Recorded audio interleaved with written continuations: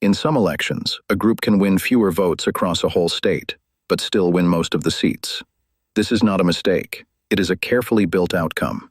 The map of who votes where is drawn before any votes are cast. The lines on this map can decide the winner. They are drawn to make sure one side wins, even if it gets less support. This idea is very old. In 1812, a governor named Elbridge Gerry signed a law. This law created a new map for voting districts. One district on this map had a very strange shape. It looked like a long, twisted animal. A newspaper called it a gerrymander, like a salamander. The name stuck. The strange shape had a purpose. It pushed all the voters from the other party into one single district. This is called packing. It also split their other voters into many districts where they could not win. This is called cracking. The strange map was not a mistake. It was a tool. It showed that controlling the map was a way to control the election. This was understood from the very beginning. In the past, map makers used pens and paper. They had to guess where voters lived. Today, the tools are much more powerful. Computers now use special map software. This software is called GIS. It holds huge amounts of information about every voter. It knows their party, their past votes, and even what they buy. With this data, map drawers can predict an election with amazing accuracy. They can draw lines that create a certain result. The guesswork is gone. It is now a science. This science creates something called a safe seat. A district is drawn to have so many voters from one party that the other party can never win. The election is decided before it even happens. For a long time, the map was drawn by hand. It was slow. It was a craft. But then, a new power arrived. It was not human. It was code, and it changed the entire system. The tool was a new kind of map-making software. It is called GIS. This software allowed map drawers to see houses, streets, and people like never before. It was a perfect instrument for precise control. This software was fed huge amounts of information. It knew which party a person belonged to. It knew how often they vote. It even knew the things they buy. Every person became a single, predictable data point on the map. With this power, map drawers could test thousands of new maps in minutes.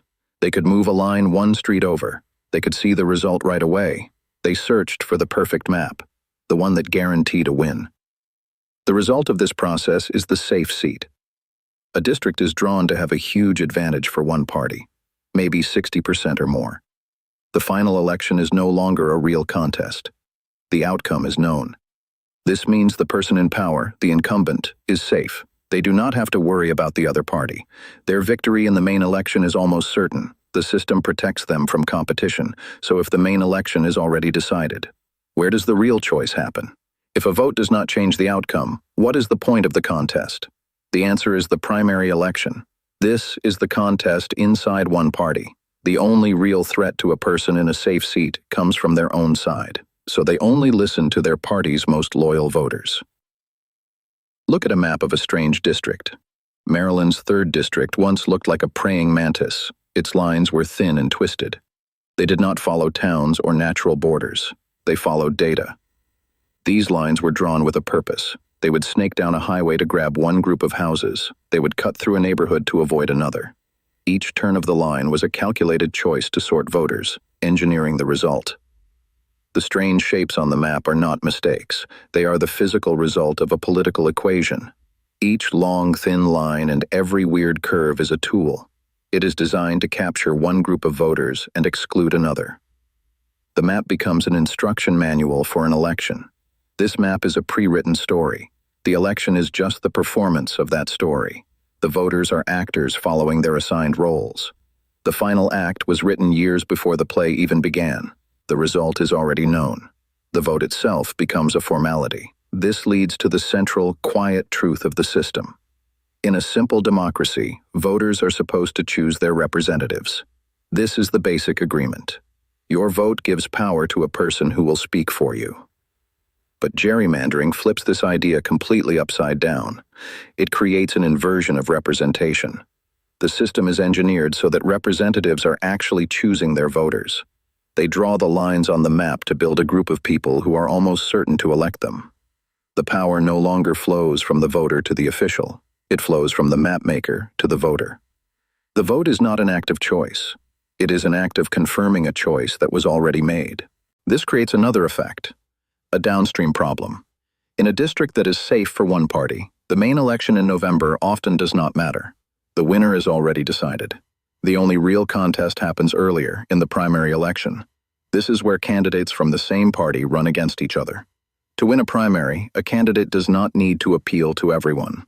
They only need to appeal to the most loyal members of their own party. There is no political reward for compromise. There is no reason to find a middle ground with the other side. The system itself engineers political division. It rewards ideas that are far to the left or far to the right. This problem has been taken to the courts, but the legal system has its own strange logic. In a 2019 case, the Supreme Court looked at this exact issue.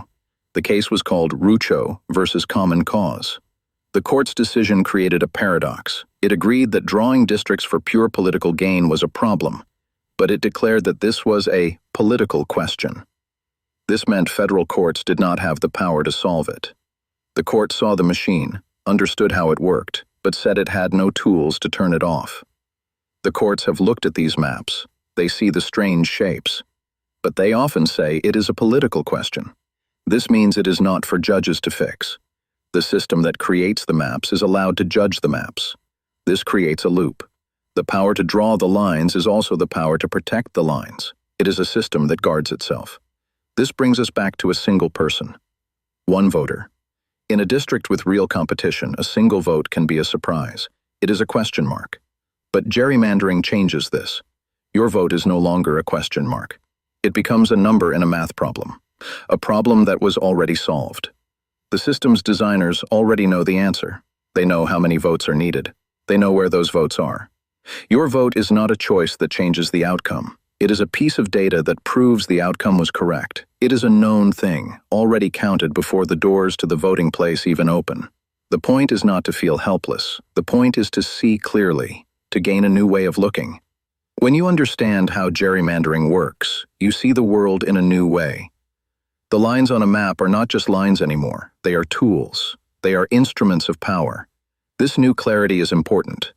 The map is not the land it shows. It is a machine that organizes people and power. Seeing the machine is the first step. It is the most important step. It changes how you see every election. The feeling of choice is powerful. The system is designed to protect that feeling. You go to a booth. You fill in a circle. But the most important choice was made before that day. It was made in a room with a computer and a map. The engineering of the district is what makes the final vote matter less. The mechanism is cold. It has no feelings. It does not know about fairness.